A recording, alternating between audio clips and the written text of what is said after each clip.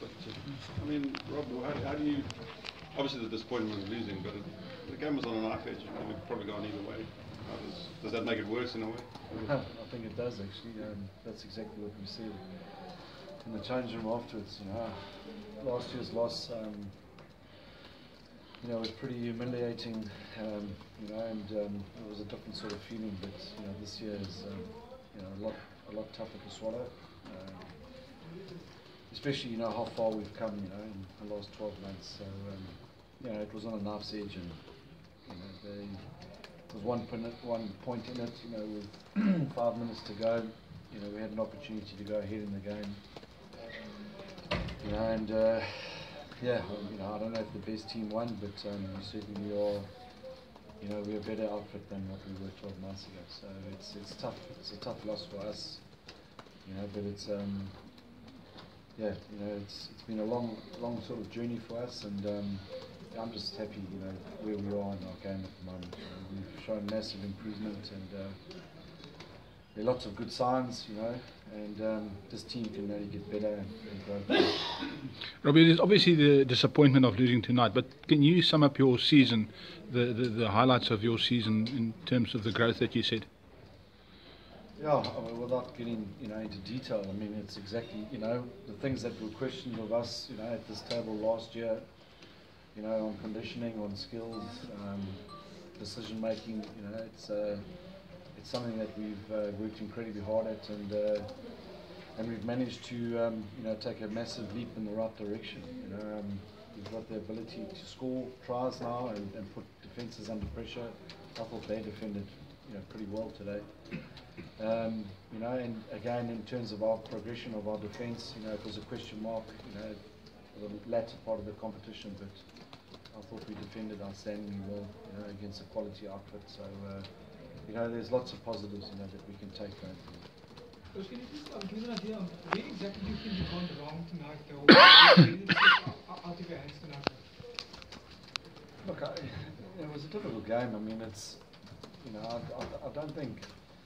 There was both, errors from both sides, so it's quite tough to pinpoint, where did we get it wrong, I mean, there was one point in it, like I said, with 5 minutes to go, so I can't, specifically say we got this wrong or that wrong. I just think that, they took their opportunities when they presented themselves. I think that it came, Siya spoke about it afterwards, individual errors probably let us down, but, as a collective, we were competitive, for the full length of the game.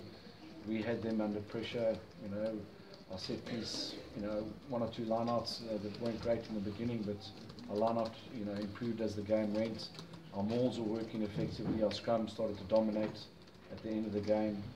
Like I said, defensively, we to keep the Chiefs scoreless up with 5 minutes to go, so we can't fault the defence.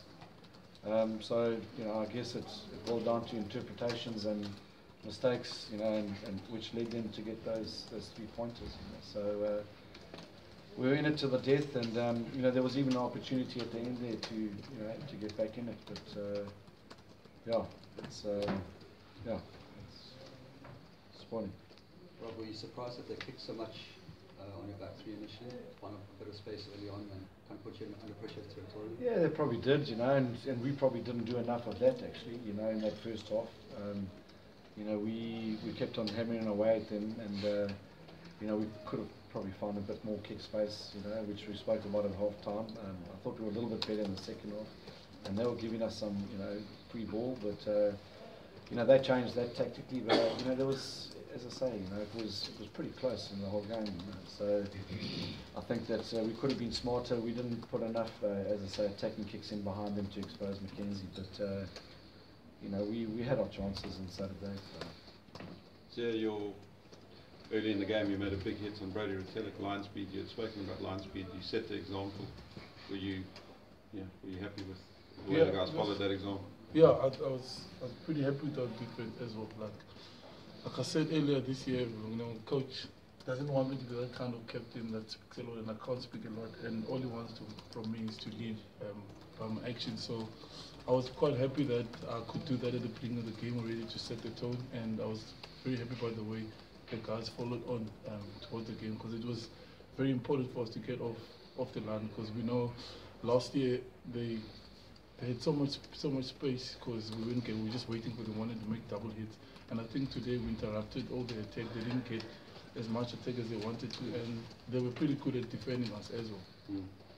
And that little period, that 10 minutes before half time, your discipline went down. They got 3 penalties in quick succession, and that gave them 9 points. Was that a critical stage? Yeah, it was. It was tough because I think we were on the front foot at that time. We make one silly mistake, and like Coach said earlier, I think I said it after the game as well. I think it all came down to individual errors. We will make one mistake and they'll capitalize and they'll get the point and we'll concede a penalty after that. But I was pretty happy with the way we defended after we made mistakes. Because they didn't score any tries. Obviously, we know you can't give away 3 points in a quarterfinal. It's tough. The fact that when they made mistakes, we couldn't capitalize as much as we wanted to. We'd go close to the line, and they're very clever because they're willing to give you 3 points and not give you 5 points when you get to their half. And yeah, I wish we had obviously scored converted opportunities. But yeah, other than that, I was pretty happy with the guys. Yeah, in the second half, there was a penalty where it was a sort of a tough call there. It was 12-8, and it looked like you guys were initially going to go for the corner, but eventually you guys went for the post. What was the thinking there? And also was it in the right corner? In the corner? No. It was in the center of the field. No, there were 2 there. I can't remember. I just remember the one in the corner. I actually initially wanted to go for touchdown, but I thought I'm going to break my kicker because he's been kicking them to the day, So we changed the decisions because he believed he could make it, and we believed in him. That's why we changed it. Yeah, and they had a forward out, but he was coming back on for the line out. So we just said, let's go for the post. Can I ask a rather uncomfortable question, and I'm hoping it's not too soon though. You mentioned you guys have made a lot of progress in a lot of areas though. The reality is you guys are losing personnel now, and you're going to have to start all over from scratch on next season again. Do you think you'll be able to use this progress and just build on that progress next season? I think that's the most exciting part is, the progression that we have made, and that's the excitement within the squad that we're getting together again. We're only losing 3 or 4 players, so it's I think every team is losing that. So, but the bulk of the squad is remaining behind.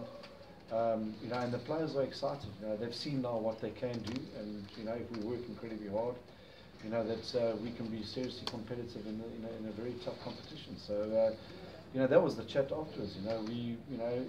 Yes, we're disappointed, but we've got to look at the positives, and there's far more positives than negatives, from this campaign. And the players are certainly excited about the way we want to play the game and where we can go.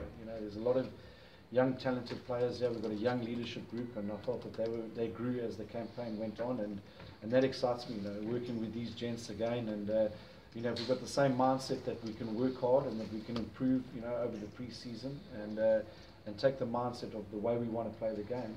Then we're going to be seriously competitive next year, and that's all we've got to hold on to at the moment.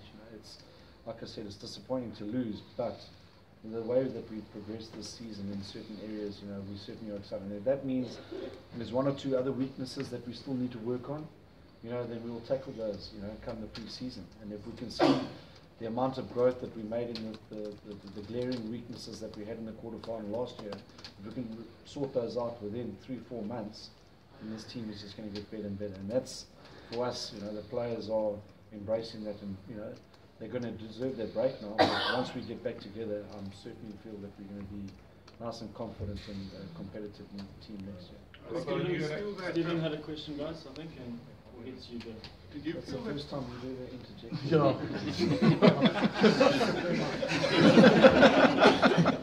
I'm done. Did you feel that the referee dealt with the Chiefs in terms of their discipline? I mean, there was a period in the second half where they were taking a few cheap shots. And do you feel that they were sufficiently sort of dealt with? Look, Steve, I think maybe the 50-50s didn't go our way this time round, and the ref. I mean, he's one of the best referees in the world, so he's got to blow it how he sees it, and you know, and we were, you know, we were happy with the performance. You know, I think that maybe, you know, there was a cheap shot on Francois Huber, you know, which could have gone our way. You know, when Sam Cane went off with a, you know, the shot in the chin, and then there was an incident literally 2 minutes later, which we felt that maybe could have come with the same sort of, you know, a yellow card, you know, could have been issued there. Then, you know, then it's a different game. You know, we feel that, you know, then they were down to 13 men, and at that stage, I felt we were certainly the better team on the park. You know, we were dominating. You know, the collisions, our maul was working effectively, and our scrum was working effectively, and you know, I felt that we probably got a better reward there. But at the end of the day, you know, it was a bit of a dogfight, so it's incredibly tough, you know, for, you know, the officials to get everything right, and you know, I felt that he did all right, you know, in that regard. You know, the Chiefs, you know, pretty competitive at the breakdown, and we knew that, and we had to be pretty smart, you know, and aggressive in our breakdown work, which I felt, you know, we were pretty decent at, you know, this weekend. But yeah, look, I mean, he certainly didn't, you know, have the, you know, an influence in terms of the result. You know, at the end of the day, you know, they were, you know, they won it, and you know, we can't, you know, concern ourselves too much about the breakdown.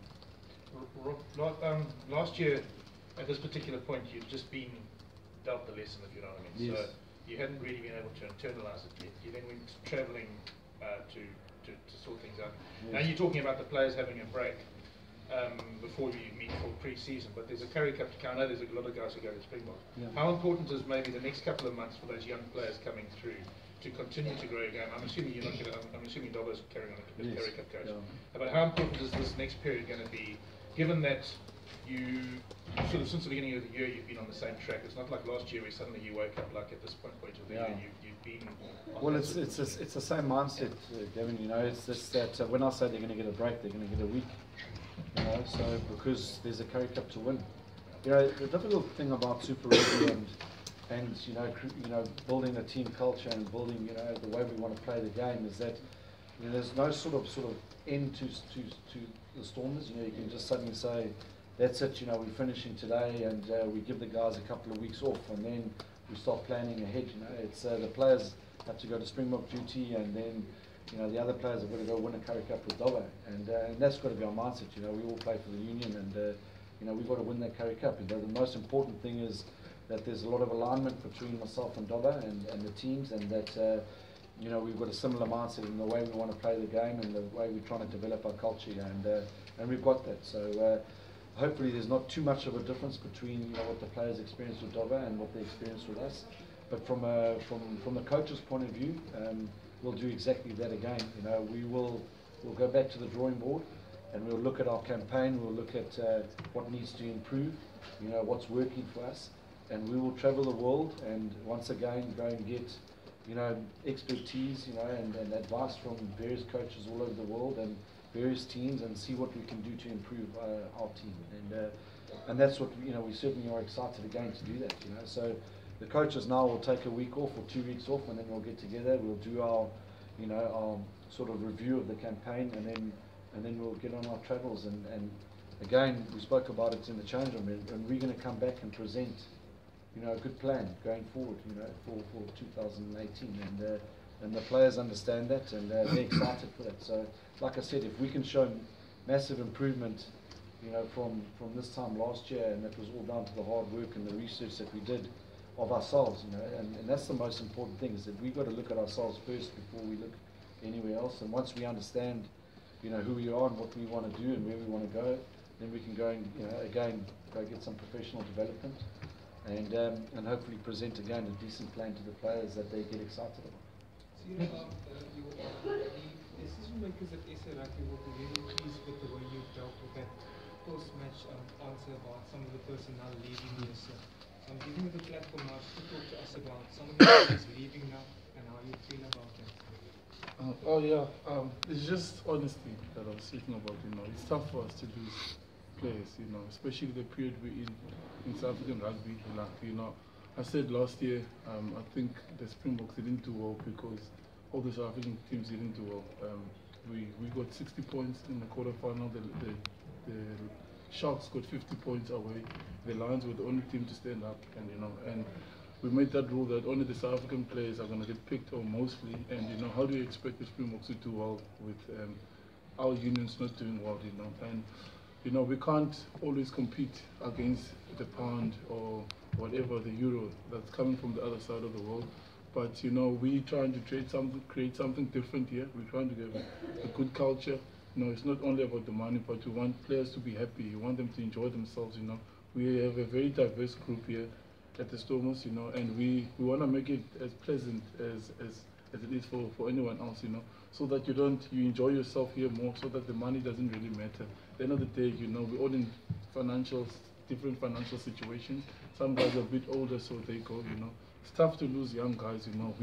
We want to build for the future. We're not only looking at 2019, we're looking for the future as well, you know. But you know, it's another opportunity for other kids, you know.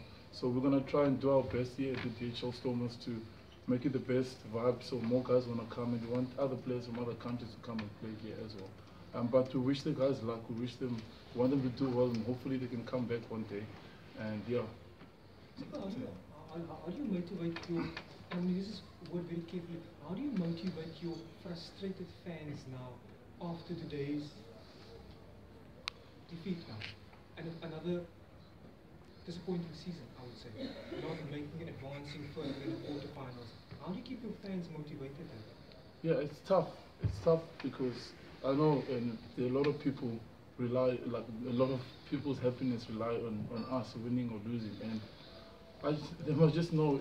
Imagine how we feel. You know, it's tough for us as well. You know, we have to play out there every single week. You know, it's tough to walk off the field losing. We don't want to walk on the field and lose. We want to win every single game. And we appreciate the support. They must know that, you know, and we give our best every single season, and we want to come back. We want to come back better next year. We want to take it a step further. You know, I'm sure they've seen by the way we want to play rugby. They've seen how our rugby is different to how we played last year. You know, we want to improve and make it better. You know, so they can enjoy coming to HL Newlands and watch us play. And we are definitely going to work much harder. And wherever we go now, whether it's Currie Cup, or we're going to go for the play for the Springboks and the guys that are going away, we'll be representing them and the DHL Stormers throughout the year, and we'll give our best, and they'll see that we're giving our best, and there's a lot more to look forward to. And I'm very proud of the younger guys as well that played today, like Damon Vellingser. You know, that's positive for us. EFF Alune in their first season, you know, Stephen Donald came to me, he said it's scary how calm and how Damon controls the game, and there's so much more to come from him, and I'm proud of him today. A guy like Troki who got his Super Rugby debut, you know, there's a lot more to look forward to, and it's all guys that have grown here in South Africa, you know, so there's a lot to come. When one player goes, there's another one coming through, so hopefully we can reserve these guys here and grow with them next year. Flecky, just in terms of the selection, you brought SP Marais back from injury, and he's been doing well the entire season. But just with Dylan at fullback and Siya on the wing, almost like a slightly different dynamic in that back three, particularly on attack. Are you happy with how it turned out, or would you? No, I'm happy with the selection. You know, there was never any doubt that was the way we were going to go. Yes, you know, Dylan brings something different at the back there on attack. You know, but like I said earlier on, we probably should have kicked a little bit more. You know, at stages, and probably SPA, you know, needed to make better decisions in that regard. So, you know, we wanted that balance, and I think that, you know, the Chiefs were looking for that as well. You know, the kicking game was always going to play a critical role in this game. I think we spoke about the breakdown during the week, obviously, but you know, Espia, you know, for us, you know, brings us options, and you know, his goal kicking was great. I mean, he only missed that one, I think, you know, which could have maybe been the decider, but it was a tough kick to make. You know, to make it, what was that? To make it 13, 12 or whatever. So, you know, but he kept us in check, you know, and kept us in the game. But look, the good news is it gives us options going forward. You know, Siya speed makes a big difference, and Dylan, you know, his ability to counter attack. But if you look at, you know, if you look at the tape, you know, the chase lines of the Chiefs was outstanding. You know, so when they did kick, you know, they didn't give us much options to counter attack, and I think they know that. That we knew that. I felt that our kick chase was outstanding because we knew exactly what James Lowe and Damien McKenzie and those threats presented, and they didn't get much. You know, they didn't get much, and likewise, they knew that we scored a lot of tries from counter-attacks, and they didn't give us much either. So I felt that tactically we could have been better, you know, especially in the middle part of the field. And